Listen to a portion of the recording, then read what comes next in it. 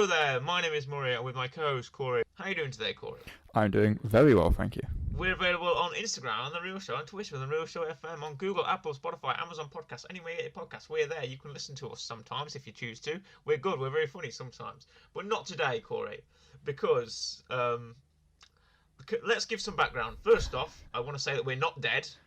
No, we're not. We did manage to survive the hatch explosion last week. Yes.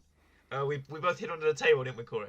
Yeah, close call. Very close call. Yeah. The button went off, and we had to hide. We had to get low, didn't we?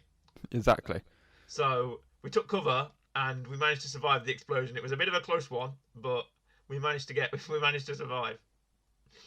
Now, over the week before, we were talking about Who Killed Captain Alex, the Ugandan action movie, right? Yes. And I gave it quite a high rating. You did?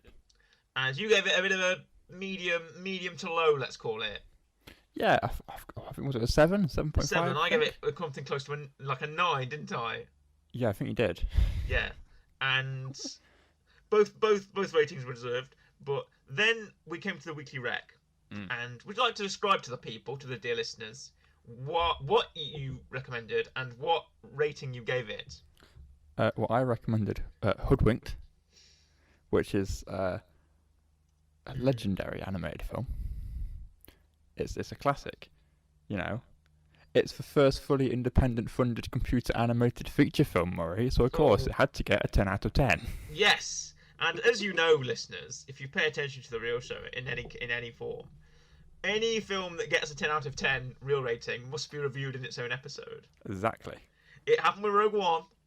Rogue One was the first film to get a 10 out of 10 real rating, and in the history of The Real Show, and it got its own review episode in Star Wars month. Well, you know, and now Hoodwinked has got 10 out of 10, and we'll see if it deserves it. Rogue One definitely did deserve the 10 real rating, as you can see if you listen to our Rogue One episode. But I feel like Hoodwinked is the most divisive film we've had on here. Yeah. And B, the film that I'm very ashamed has earned 10 reels. Not even earned, has stolen 10 reels. As 10 reels that could have gone to a much better film. Don't worry, we'll be getting on to much better films at the end of the episode, I assure you. Right, okay, I'm glad about that. Now, let's get on to Hoodwinked. You mentioned it's the first funded. Now, upon watching Hoodwinked, I'd like to mention I've got some notes here. Good. Upon watching Hoodwinked, the first thing I'm greeted with is the logo of a company that's ran by a prolific sex offender. Yes. Yes. The first thing that pops up is the Weinstein Corporation logo. Yes. And I was just hit with, that sets the tone. Immediately, that sets the tone for what you're about to see, ladies and gentlemen. But this was in 2005. It was. And it was almost a response to Shrek. I believe it was a response to Shrek from 2002. It was a response to Shrek. And it's like the best I could describe it when my family asked about it was it's like budget Shrek. I mean, yeah, it is. But come on, you got to give it some pizzazz. I'm not giving it any pizzazz. I'm merely to search the name of this film and to look on Google Images is an absolute horror show. Yeah. The second I'd like you to look at the picture IMDb chose is particularly horrifying. Okay. The quality of animation mixed with the character models and it boggles the mind, Corey. I mean, there's reasons for that. Okay. Granted, right? Again, yeah, animation definitely a sticking out point. You may submit your defence. Right. I'm going to play devil's advocate. Good. You will play devil's advocate for this entire review. Pretty much. So the budget for this film was roughly $15 million, and you're probably thinking, man, that's a lot of money, and it is. Well, for a film budget. Yes. However, right, compare this kind of to Who Killed Captain Alex, where was like $80? $8? I can't remember what. $85. Yes. The budget for Ice Age, for example, is roughly $60 million. Yes. And also, this was independently made, and the actual animation team were in the Philippines and didn't really know anything about animation because they tried to essentially make this film with the money they had. Right. So it's not great. No, But it's not great at all. you know what? For quick maths, $45 million less than Ice Age. It's all right in my book. Well, it's not all right in mine. I was subjected to this film by the review clause of 10 reels, and well, let's take a minute on the characters, shall we? Okay. The first character that we're sort of led by is Red Riding Hood in this story. Correct. Who's voiced by Anne Hathaway. No idea who had a gun to her head to get her to do this film. She's not in the second one. I imagine not. After this film, I wouldn't want to be in the second of this film, I tell you that. But we'll get into the second one in a few minutes. But they get Anne Hathaway for this film. She's probably tied up in somebody's basement in the Philippines, forced to record for this film. What, like Granny was? Yeah, like the Granny was in the film. And the events are Red Riding Hood works for her grandmother who has a confectionery business. And all the confectionery businesses are going out of business because someone's stealing all their recipe books. Yes. Now, what occurs to me is, why don't you have more than one copy of your recipe book? Do you not write it down anywhere else? Do you not have recipes memorized? You see, I've heard the argument, right? Well, the moment you start to poke holes in it, everything falls apart, Corey. Yeah, but I only have one recipe for. I don't have 2 copies of Mary Berry's cookbooks. Well, if someone stole Mary Berry's cookbooks and I didn't have the internet, I don't know what I'd do. You wouldn't be able to cook any Mary Berry confectionaries. Exactly. How am I going to get the Bakewell recipe now? Okay. Well, going from Red Riding Hood, yes, we then go to Granny, right? Mm-hmm. And Granny. Also, I don't have a favourite character in this film. Maybe I do. Maybe I've got one that I sort of like, that I think is somewhat decent. Okay. The rest of them are just awful in various ways. Yeah. There's the Granny who just seems just inept and just screaming everywhere and jumping everywhere, and she's like, "Oh, I'm an old woman, but I like to ski jump and I like to live a life of adventure." And this is treated like a massive reveal. It is. And yeah. It's like, so what? That's a joke that they always do. They always say, "Oh, I'm the hip rocking grandmother." They always pull out the bag in these bad animated films. It reminded me of the Lorax reboot with Danny. I think it's Danny DeVito. I think I've seen that one. Have you watched that, the Lorax reboot? When did it come out? The 3D animated Lorax reboot. What was it, like 2013, 12? Yeah, awful. The film's awful. Yeah. But they do the same thing there. They do like, oh, you think the grandmother's all, but no, she's on skis at the end of the film. She's skiing down the slope, you know. She's got, you know, disco balls and is dancing all around the room, kind of thing. And she looks frighteningly similar to the Granny in this film. Yes. Now, their look is almost dead on the same, and I was like, they could be the same character for all I know. But moving on from the Granny, then we have, who is voiced by Glenn Close, by the way, which is a insult to everything that Glenn Close has ever done. Yeah, I mean, this is also how we're discovering the fact that they had $15 million, most of it being spent on the actors, not the animation. Yeah, exactly. Yeah, I hope Anne Hathaway got a check for this. Now let's go on to the most offensive character in the whole film. Okay. And I feel like that is the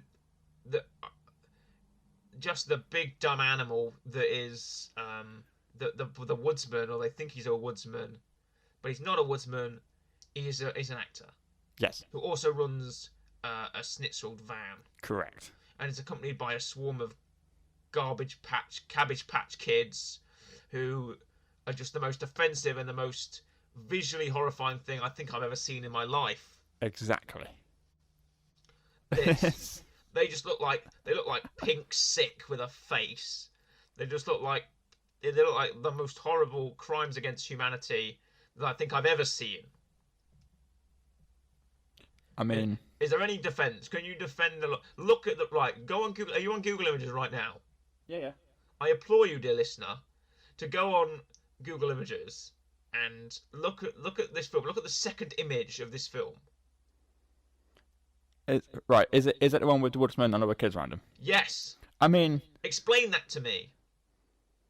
Look at their eyes. Look at their dead glazed eyes, Corey. I can explain that to you. His schnitzel van has just been stolen. I don't care about his schnitzel van, Corey. That's the look of shock, Murray. No, that's the look of a man who's lost his soul to the devil. Look at him. He looks like he's got some plastic face and dead eyes. Is staring into my soul. Every character looks like they're staring into my soul. Look at the picture of Red Riding Hood. A glassed over eyes. She's got no emotion in her face. She can't emote. Her lips don't move. There's all these characters. Look, the most variety of strength. The poster for the second film doesn't look that bad. At least they've got a bit of emotion in their eyes. But in this film, they all look like really bad PS1 characters. Yes. In varieties of poses with varieties of emotionless expressions. And as I say, we'll get onto the plot soon, but the character that can pass as my favourite character, right? Yeah. Who probably is the only character with any bit of emotion or semblance or arc is the wolf. Okay, yeah, I mean I knew you were going to say that. Yeah, because he's the only character who seems to be somewhat of a character.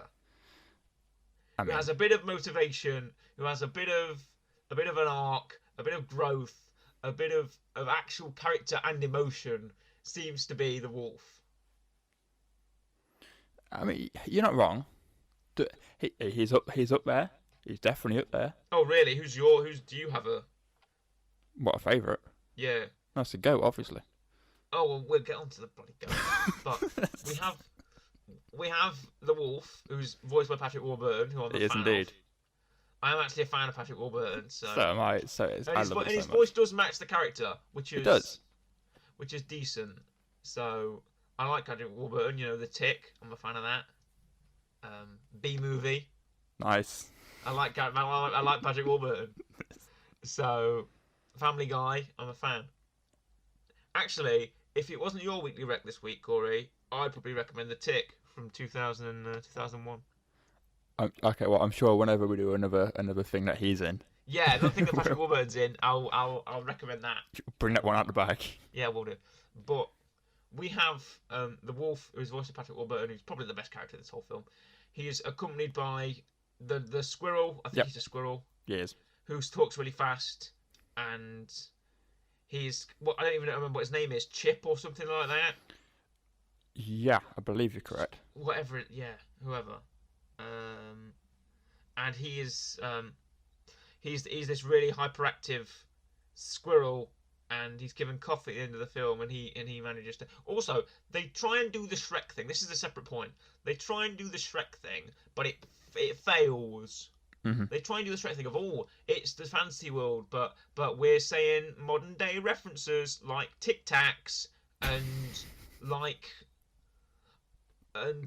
rock music and like there's a police force in this film, and they've got police cars and police tape and cameras. People have cameras. People have televisions. And people have cars. People go around in cars in the forest. They do. They do indeed. In Shrek, they don't have cars. You don't see Shrek coming out of a Volkswagen Polo, do you?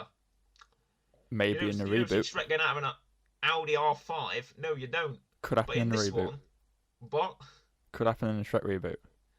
Whatever. What Shrek reboot that we're making? Yes. Okay. Yeah, Shrek's got a car, but no. They don't have cars in Shrek. Everyone goes around horse and carriages, and it is like cars. Shrek on wheels. But I'm gonna ignore that. But they have people go around in cars. It's like there's like a one of the main plot points of the film is that Red Riding Hood uses a cable car to get up the mountain. Yep. And at the end, there's a similar thing with a cable car. It's chock full of of twists and turns, Murray. Yeah, well, no, it's called world building, Corey. It's called establishing your world. And isn't it great in this film? The world of Hoodwinked is very confused. I'm very confused by the world. I'm confused and I'm frightened. I think that's a you problem. I don't think that's a you problem. I think it's a this film problem. But maybe let's say another character that is passable. Yeah. Is the frog. Yeah, I like the frog. Yeah, he's a character that's passable as a character that could exist in like a Shrek film, right? Yes. The wolf and the frog are probably the two characters that could probably exist in a Shrek film. To see them there. And the frog, what is his name? Flip the frog. Flippers. Or whatever. I believe it's Flippers. Yes. And they do this weird side joke where he comes into the house after there's been like... The main crux of the story is there's 4 different stories to be told for the 4 characters. So that's the granny, the wolf, Red Riding Hood, and the woodsman. And what happens is Red Riding Hood comes home, the granny is the wolf, but the granny's tied up in the closet, and then the woodsman bursts through the window with an axe, and everyone gets arrested. They get arrested by the police. They get arrested. And they're all in handcuffs. And then the Detective Frog comes in, and he and the police have to interrogate them to find out what the main story is, or who's done the crime. That's the main plot point. So the frog is a decent character, and I initially thought it was Patrick Stewart, and I was like, "That is no way that's Patrick Stewart." I would have loved it. Stewart do this? I would have loved it if it was Patrick Stewart. No, it's not Patrick Stewart. You think the guy's trying to sound like Patrick Stewart, but he's not Patrick Stewart. It's like one of them people who like if they're doing a film and they can't get the actor back in, they just get someone who sounds like him instead. Yeah, it's a sounder like Patrick Stewart sound like. Gone on Craigslist. So the frog that's trying to be Patrick Stewart. Yep. Is he's a decent character. He's probably the smartest character in the film. And he's like, I can figure out he's got a mustache. He's got a dog as well. He does. He's got a dog when the wolf is a sentient character who can talk and think. How does that work? Yeah, but it's like BoJack Horseman. He's an animal who has a pet animal, Murray. I know. Have you ever seen BoJack Horseman? Say bits to BoJack Horseman. It's like that. It's like how can people be eating steak and also have a cow, and also be a cow? You know. How does that work then? I mean, I know they do an episode on that because there's an episode where like there's a chicken farm and and there's sentient chickens, and then there's chickens who are like bred to be effectively drones to be killed to be eaten. They have an episode on that where they have like brain dead chickens who are like more accurately more real to life chickens, but there's also chickens who are sentient and chicken people who raise these sort of drone chickens to be killed to be eaten. It's an interesting episode. Anyway, we're not talking about BoJack Horseman. It's a vastly better show, than this film is in its entirety. Debatable. No, it's not. We have the frog, who is a decent character. I question the fact that he needs a dog when this is a world full of sentient animals. Is that dog having a choice? Is that dog his slave? Hey, maybe that's what he's into, man. I'm going to ignore that as well. Another couple of sets of characters that we have in this film. Yep. Is the bunny, which I think is called Bongo or Boingo. Yeah. And his gang of Swedish or German ski men. One of them is definitely trying to be Arnold Schwarzenegger. One of them is definitely trying to be Arnold Schwarzenegger. One of them is this bad Arnold Schwarzenegger parody who's like, I'm going to crush you, little granny. You know. He's doing that really, the big Austrian man voice, and of Arnold Schwarzenegger, and he's got a model that looks like him. It does. And they're all various ski men. They've all got ski uniforms on, and they're like the henchmen of the villain who's Boingo. And they're not subtle with it at all, are they? No, we're not. Halfway through, Boingo just says, I wonder who could be stealing all the recipe books. I bet it's someone who's really, really smart and could possibly be trying to enslave the people by making them work for him, and kind of thing. It's like, oh, wow, that's very subtle. You're very subtle at that point, Boingo. No one's going to pick it up on you. Great foreshadowing. Ugh. I think I'd like you to try and Can you give me some sort of reprieve here? I mean, I can. You know, I'll give you a little bit of hope. I'll give you something that could have been. Okay. Right. So apparently, this is IMDb. Give me some grateful trivia. Oh yeah, you've got the trivia this time, haven't you? I have, because I'm such a big fan of Hoodwinked. Yes. Apparently, the producer would show kids, right, young children, the concepts of the film. Apparently, and they run away screaming. Apparently your favourite character, the goat, wasn't supposed to be. They were going to remove him, get rid of him, but kids loved him, so they kept him in. Well, the goat is a character who is in one scene in the film. Yes. And has a gimmick of he has to sing everything. Yep. And he has detachable horns that he uses. He's got to sing because he's been cursed. So he has to sing all the time. And he's prepared, Murray. That's why he's got horns. Yeah. He's got horns that hold his horns. He's got horns that hold his horns. He's got horns that hold bells. He's got horns that do something with smells. Yeah, he's got horns. He's got horns for his keys. Horns for his keys. Yeah, horns that help him watch TV. Horns, yeah, whatever, right? Horns that help him open jars. I don't. I can keep going. No, don't stop. Stop. This. We shouldn't be speaking this much about a film that's got 45% on Metacritic. That's not bad. Yeah, but all right. Well, it's got 46% on Rotten Tomatoes, which. You know what? I expected less. You expected less. I expected much less. Yeah.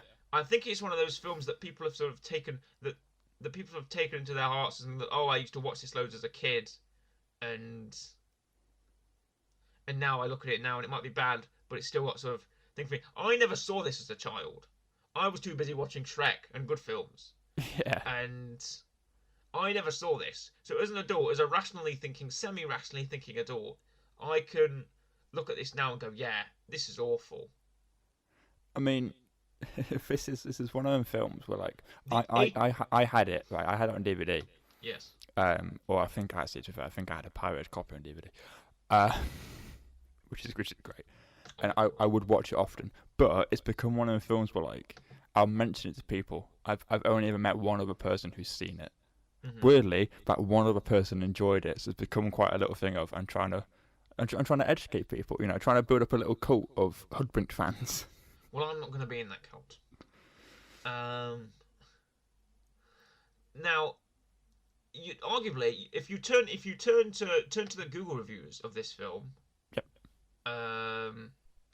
You'd almost think it was God's gift to mankind, because it has an 87% approval rating, and most of the reviews are for 5 stars. I mean, including this wonderful little morsel, if I can give you it. Go for it. From user Kushik Kumar. Shout out to you, Kushik Kumar. I want to hunt you down and kill you. His first line says, "I wish to give 1,000 stars." I mean, he also calls it an epic movie. Yes. Extremely interesting, enticing, and thought-provoking. Yes. What else can be the benchmark for the cinema industry? Oh my god. This movie calms you. Calms you? I think it means calms. This movie calms you, makes you feel joy, makes you think of sensible Uber class dealing with organised crime, way of handling situation like a gameplay, astounding personality representation, makes your heart pound faster, your pulse rate, sweat and relief. The way this movie presents the reason for existence of Mafia World, the beginning, I don't know what this person is on with now, the beginning of it, the balance, the fall of everything is just so heart-touching, unbelievable. Thank you for giving us such wonderful movie experience. It's tremendous work done. Is this person trying to parody those? I don't know, I've no idea. Let's finish this damn thing. This movie depicts the sincere work with lots of love. No one can bring out such an epic movie even if paid $1 billion each. I get up every time I hear Godfather-o, watch time, and again. I mean, he had me at the start. He kind of lost me halfway through. I mean, he's preaching to the masses right there. Got to listen to the people. Okay, would you like another one? Oh, you got another one? Since we're doing this now, this is borderline offensive. We have user Evan Wheatley with another 5-star review. This immaculate masterpiece of a film make my cry with joy every time my eyes set upon it. Is this you? Is this you, Corey? Don't tell anyone. Whoever have nightmare from this just need to grow up, mon. This movie is something special, and it's disappointing it gets so much unhelpful and unfair hate.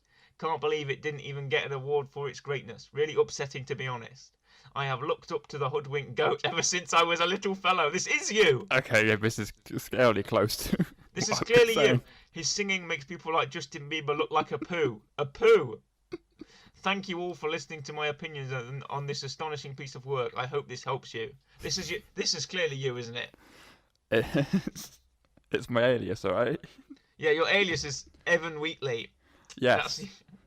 I write it in bad English so no one knows it's me. Exactly, you write it in pidgin English because you have no idea, because people you don't want people to catch on. Yeah, my alias is Kayushik Kumar, and I wrote the other one.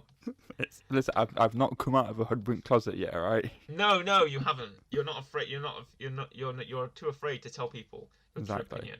But shall we get a sense of that true opinion, perhaps, by getting our real ratings? Yes. I mean, so right, okay. Well, to clarify, we didn't do this with Star Wars because we both agreed that it's 10 out of 10. We both agreed that Rogue One needed 10 out of 10. Yeah. Yes. So we didn't actually give it again, but because I've activated the clause of we have to give it another rating. Yes. Because I'm not happy with it, which I think we should establish as a rule. Yeah, that's fine. We established as a rule. Well, no, we established a rule that if it gets 10 or 0, we have to review it. And I think this film has. I don't think this film is 100% bad. I'm not going to give it a 0, as much as I don't like it. If you give it a 0, we've got to do it again. Ugh, no, I'm not giving it a 0 then. I'm not giving it a 10 either. You've got to do a second one if you give it a 0. Right, I'll let you go first. Is this your revised? Yes, this is my actual real rating. Take this one over the other one. My actual rating. You know what? It's getting above a 5.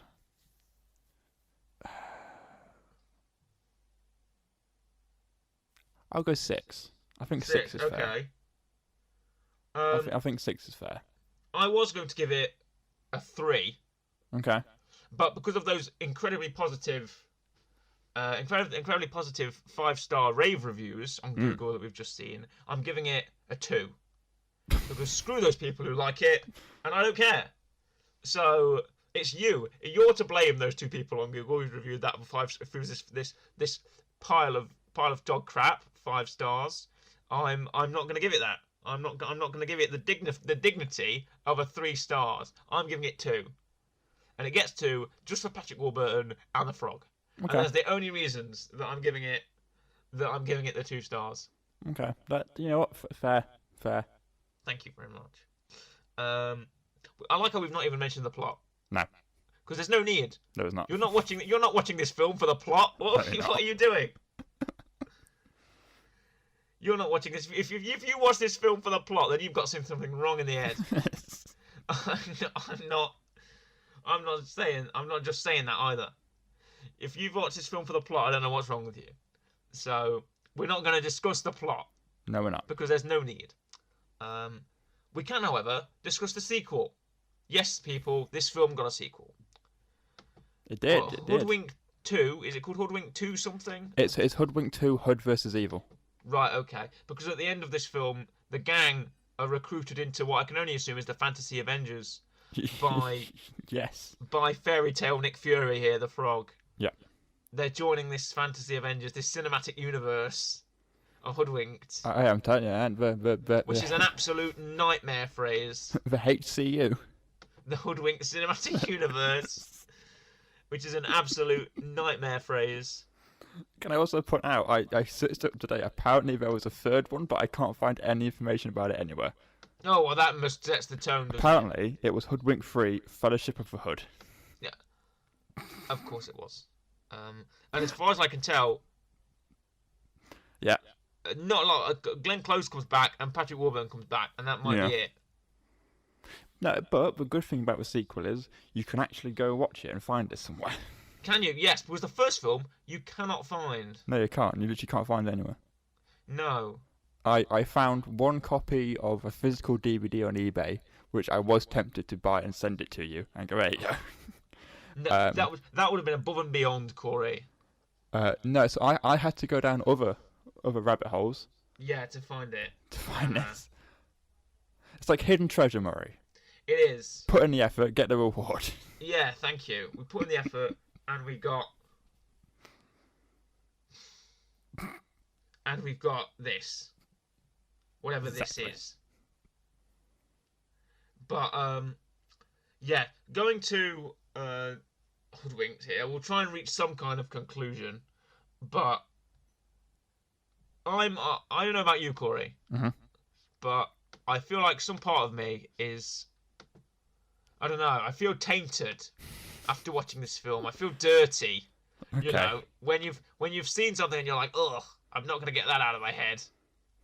And that, like see, this. okay. You see, when I finish watching this, I immediately normally go make a cup of tea and start humming the song the goat sings. I went and I had a shower because I felt awful. I felt dirty. I had to go clean myself. I was like, oh, I can't want to watch this film. I mean, don't worry. I have other friends that I've mentioned Hoodwinked, and we've established that I'm going to bring it round, and we're going to watch it. Well, I don't want to be there, Corey. So you're not the only one who I'm subjecting or is going to subject this film to. Well, I'm glad, Corey, that you've started some sort of weird cult of watching Hoodwinked with people. I'm spreading the good word, Murray. Yeah, spreading the good word of the goat. Yes. He's got horns for his, I don't know, horns for his whatever. It's got horns for everything, Murray. Okay. It's got horns that can make him fly. I mean, come on, man. Yeah, he's got helicopter horns. Also, she was gonna leave him to die on that minecart. Guess she was. Saying, she didn't know he had horns to fly with, so she was gonna let him fly off that minecart and die. She was using the hood. Yeah, well, exactly. But he's got the horns, and everyone knows the horns are mightier than the hood. And right, and the third redeeming feature of this, apart from Patrick Warburton and the frog, is this. The plot is the different stories are kind of fun, and that's it. Yeah. Different stories are kind of fun to look at, and the way that the stories cross into each other are kind of fun, and that's it. Not very, but that's it. And the songs are borderline offensive. The soundtrack of this film doesn't have any established music in it. No, it doesn't. For you radio listeners out there, I've just picked two songs that are incredibly depressing. So, because they match my mood right now. But for everyone listening to the podcast, this music has no semblance. It sounds like they've just taken kind of stock music. Like the goat has this sort of stock banjo song, was like, I've got my horns for different things, you know. And that is all the song is. Don't butcher his song like that. Right, okay. And that was a surprisingly good impression of the voice he has as well. It was, to be fair. I didn't know where that came from. Now, and then, it's the goat inside you, Murray. Yeah, I don't want the goat inside me. No, but and then the Riding Hood has a song where I like to ride my bicycle and I wish that I had a better life than I did. That kind of thing. Isn't that Queen? They sound. I like to ride my bicycle. I want to ride my bicycle. I want to ride my bike. No, but that's a song that she has. And then doesn't the rabbit? I'm trying to remember the songs. The rabbit has a song as well. It's like, I've taken over everything, and I'm the big bad rabbit, and I can take over the world. I think so. The Axeman does. The woodsman. Axeman, yeah. Yes, I love my schnitzels. I have a schnitzel van. That's the song that he sings, right? All the demon-eyed children come to me. That's the song he has. And those children I can't get over it. Oh my God! What is this image? That is awful. He's just got such a big head. Yeah, he does. The children have such large heads and such small eyes, and they're just all bug-eyed, and they're just all bug-eyed and they're really small, but they're large as well. It's horrendous. Yeah. I want to be sick. It's a visual sickness that they've thrust on me. Oh, that's even worse. No, come on, Murray, get down with the sickness. I'm just looking at these images. Someone has taken this sort of fan and wiki article and made all the children different characters. And I'm looking at them all, and they're all different variations of horrifying. They're all different variations of just these horrendous images. Oh. You're going down a deep rabbit hole there. I'm going down a horrendous rabbit hole. Also, can I point out, I've just realised this, I completely forgot. You know the fake Arnold Schwarzenegger? Yes. Yeah, it's played by Exhibit. The guy from Pimp My Ride. Oh, really? Yeah. Oh. What, if you want to be a player but your wheels ain't fly? Yeah, I thought I'd sprinkle that You information. hit us up for Pimp My Ride. That's the one. That's the cherry on this dog muck cake, Corey. On this cake, this indescribably bad cake. I don't think there's much else I can say. I feel like the real rating of 2 speaks for itself. What is that? The Guardian gave this 3 out of 4 stars. Sorry, no, 3 out of 5 stars. That is 3 stars too many. In fact, no, that's what I gave it, because if you make it out of 10, so if it's 10 stars, double it, that's 6 out of 10. That's what I gave it. Yeah, well. If you want Guardian. Also, if Guardian. wondering what this got on IMDb, Corey. Yeah. It got 6.4, so. See, my people are out there, Murray. Your people are out there. God damn them, they are out there. And also, you may relate to the fact that the director has the same first name that you do. Yes. Were you connected by that, perhaps? Exactly. And, you know, every Corey does good stuff. Well, one Corey doesn't. Well, yeah, but we don't talk about that one. Right, okay. Well, going into the weekly rec for this week. Every family's got a black sheep. Yeah, every Corey's got a bad Corey.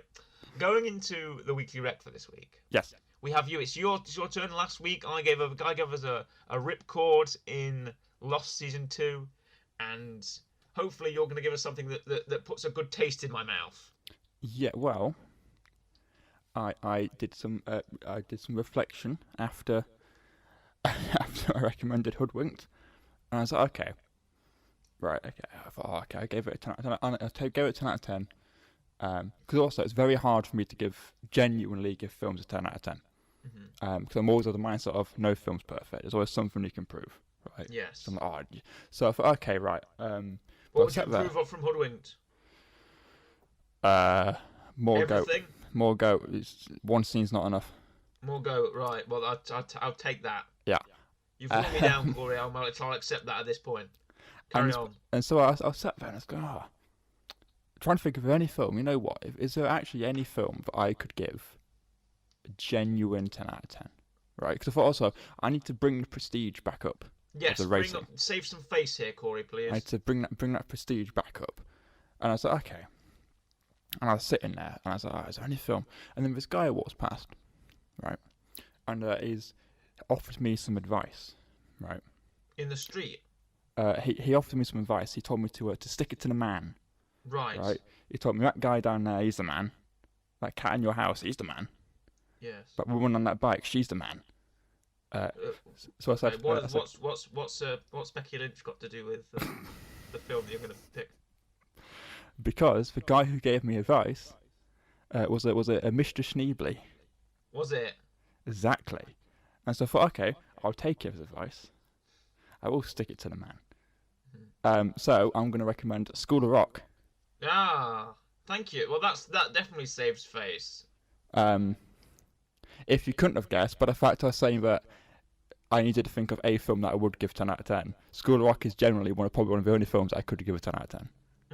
So I thought, you know what? I tricked the viewers by saying at my last rec, so at the start, going, I'm going to give a film 10 out of 10, and leaving them on edge. And I said Hoodwinked. I thought, right, I'm going to be genuinely serious.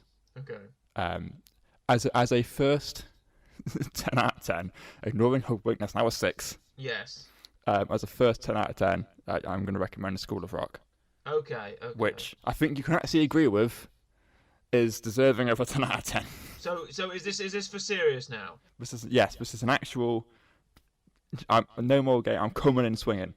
Okay. So does that mean that School of Rock will be legitimately reviewed? Yes. Okay. Well, we have that to look forward to then, folks. Also, we've had 2 10 out of 10s in the past. Oh, no, are you discounting the 10 out of 10 for Hoodwinked? Yes. School of Rock is officially my first 10 out of 10. Right, okay. Hoodwinked has been strucken from the record. It's now, yes, it just got us a 6, and that's it. Yes, let the record show that we've had a retcon. That's our first retcon as well. Yeah. When history talks of the real show, we did not talk about Hoodwinked getting 10 out of 10. No. That's our first retcon. Hoodwinked has no longer had 10 out of 10. We now have Rogue One and School of Rock.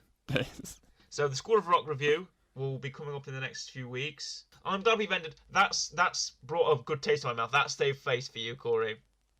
So get out there, watch School of Rock, and it's got a 10 out of 10. So we'll be reviewing it as well. It's a goodbye from me, bye, and a goodbye from Corey. Goodbye.